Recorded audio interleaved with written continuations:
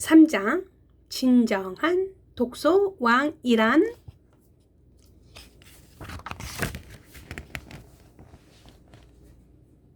독서왕이 되려면 책을 편식하는 습관은 고쳐야 해. 한 종류의 책만 좋아한다고 누가 핀잔을 줘도 걱정할 필요 없어. 어떤 책이든 재미있게 읽는 게 중요해. 어떤 종류의 책을 좋아하니? 오싹오싹 소름이 끼치는 귀신 이야기? 끝까지 긴장을 늦출 수 없는 추리 이야기? 힘세고 무서운 괴물 이야기나 신기한 마법사 이야기일 수도 있겠지. 뭐든 괜찮아. 재미를 느껴서 계속 찾아 읽는 게 중요하니까. 귀신이 나오는 책을 재미있게 읽었다면 귀신과 관련된 또 다른 책을 찾아 읽어봐. 웅달 귀신에 관한 이야기를 읽은 다음에는 처녀 귀신, 드라큘라, 도깨비 등의 책을 찾아보는 거야. 귀신 박사라 부를 때까지 귀신에 관한 책만 읽어도 상관없어.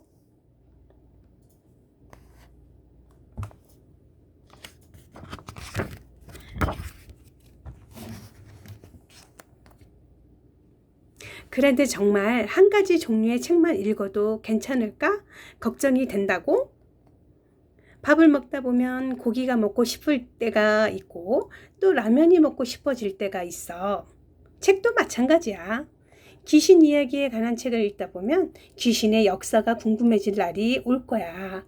그럼 역사책에 자연스레 관심을 가지게 될 거고, 또 귀신이 정말 존재하는지를 알고 싶은 날에는 과학책에도 관심을 가지게 되겠지? 그러니 한 가지 책만 읽는다고 걱정할 필요는 없어. 독서에 재미만 붙이면 한 종류의 책을 읽는 습관은 어느 순간 사라지게 되니까.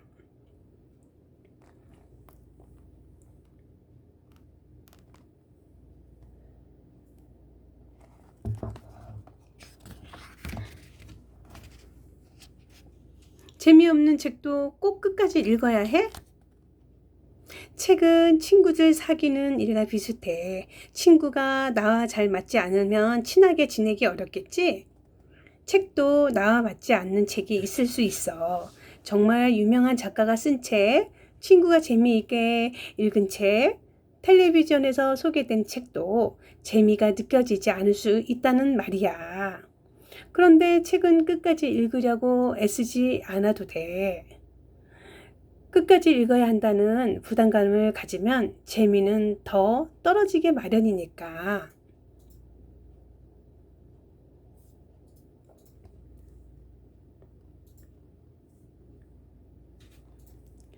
하품이 절로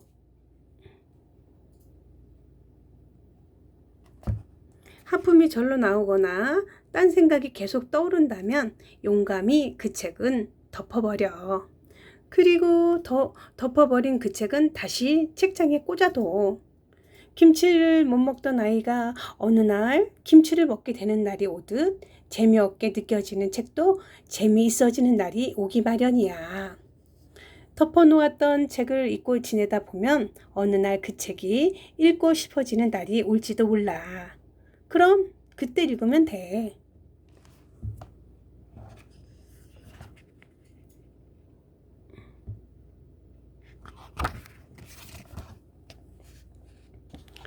책은 무조건 많이 읽을수록 좋아? 책은 일주일에 몇 권을 읽으면 좋을까요? 독서왕이 되려면 책은 많이 읽을수록 좋지만 무조건 읽는 건 좋지 않아. 독서왕이 되겠다는 욕심으로 서둘러 읽으려다 보면 오히려 책에 질려버릴 수도 있거든. 운동도 무조건 많이 하다 보면 몸이 안 좋아질 수 있고, 밥도 무조건 많이 먹다 보면 체할 수 있잖아. 책도 마찬가지야. 책을 한 번에 많이 읽으려고 하는 것보다는 조금씩 독서하는 습관을 들이는 게 좋아.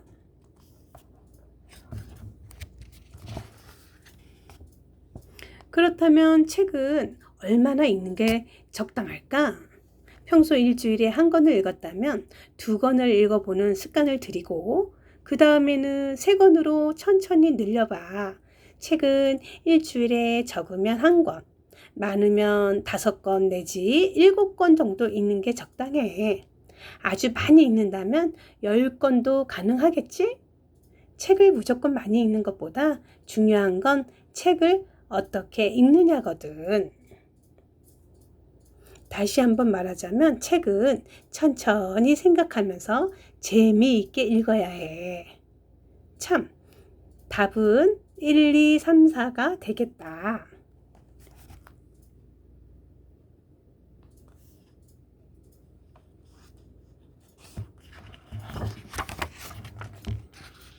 책은 여러 번 읽는 게 좋을까? 자신의 생각과 비교해 옳다고 생각하는 문장에 동그라미를 해봐. 책은 여러 번 읽는 게 좋다. 책은 한 번만 봐도 충분하다. 사람은 한 번만 봐서는 그 사람이 어떤 사람인지 정확히 알지 못해. 대충만 알 뿐이지. 어떤 사람의 참모습은 알고 싶다면 계속 만나고 이야기를 나눠야 해. 그럼 진짜 모습이 조금씩 보이기 시작해. 책도 여러 번을 봐야 그 책의 진정한 매력을 느끼게 돼. 우리가 미처 깨닫지 못한 부분을 발견하게 되는 거지.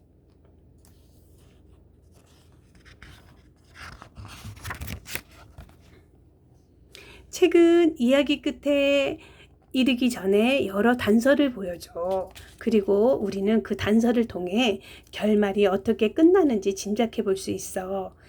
첫 번째 읽기에서 단서 하나를 잡아냈다면 두 번째 읽기에서는 2-3개를 잡아낼 수 있어. 세 번째에서는 8, 9개를 잡아낼 수 있겠지? 이렇게 해서 단서를 잡아내는 능력이 높아지면 덩달아 통찰력이라는 것도 만들어져. 통찰력은 남들이 보지 못하는 것을 보는 힘이라고 할 수 있어. 통찰력은 초능력과 같아. 특별한 능력인 셈이지. 통찰력이 뛰어난 사람은 눈앞의 현실을 남들보다 빠르고 정확히 볼 수 있어. 앞으로 어떤 일이 일어날지 미리 짐작할 수 있는 거야.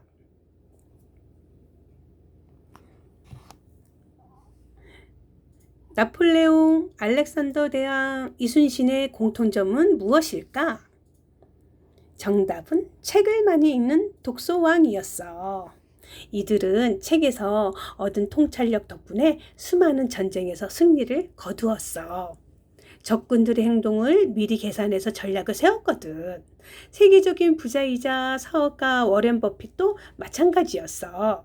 그도 책을 통해 얻은 통찰력으로 남들보다 먼저 미래를 내다볼 수 있었어. 그 덕분에 여러 사업을 크게 성공시켰지. 훌륭한 지도자가 되고 싶니? 그럼 책을 여러 번 읽어봐. 책을 여러 번 읽는 반복 독서는 통찰력을 키울 수 있는 가장 좋은 도구라는 걸 명심해.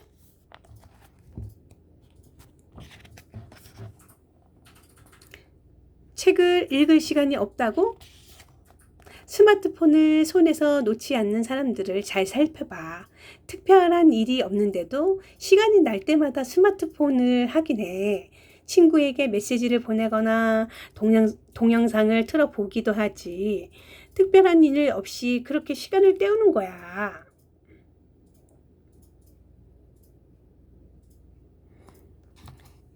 책을 많이 읽는 사람들도 이와 비슷해. 독서 시간을 따로 정해두지 않아.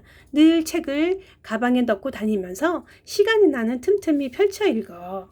버스를 기다리거나 화장실 줄을 설 때에도 엘리베이터를 기다리는 시간에도 책을 읽는단다.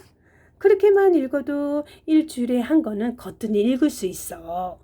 그럼 1년에 50권 정도의 책을 읽을 수 있는 셈이야. 책 읽는 시간을 따로 정해두지 않아도 50권을 읽을 수 있다니 정말 놀랍지 않니? 이제부터 스마트폰을 집어드는 대신 책을 습관적으로 집어봐.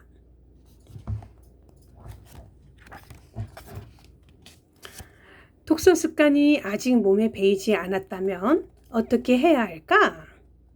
습관이 들 때까지는 독서 시간을 따로 정해두는 것도 좋은 방법이야. 잠들기 전 혹은 아침 일찍 일어나 책을 읽는 습관을 들여보면 어떨까? 한 30분 정도씩 말이야.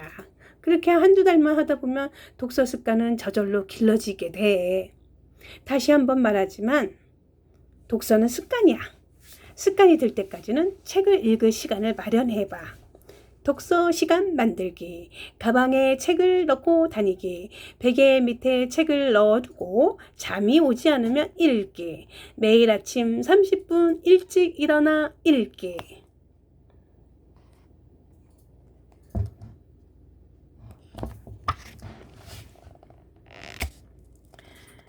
줄거리가 요약된 것을 읽어도 돼?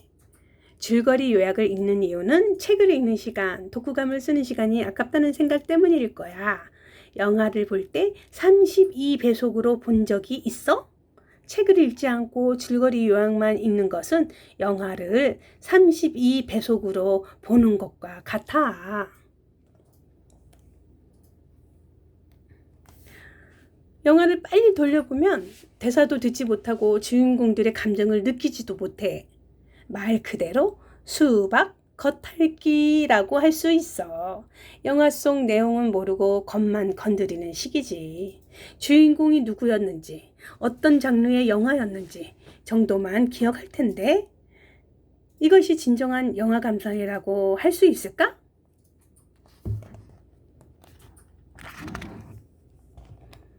독서도 마찬가지야. 독서는 모름지기 깊이 생각하고 상상하는 과정을 느껴야 해. 그러니 줄거리 요약은 진정한 독서라고 할 수 없어. 거짓으로 읽은 척, 거짓으로 감동받은 척을 하는 거지. 그런 거짓 독서를 하는 것보다는 아예 하지 않는 게 좋아.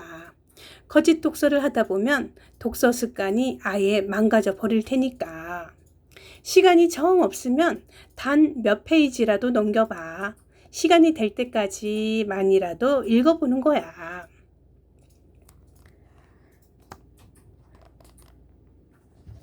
독후감을 써야 한다면 몇 페이지 읽는 것만까지 쓰면 돼. 결말이 어떨지 궁금하다. 어떻게 끝났으면 좋겠다. 식으로 써도 충분해. 줄거리 요약을 읽는 시간에 한 페이지라도 더 읽고 깊이 생각하고 상상하는 게 더 좋아.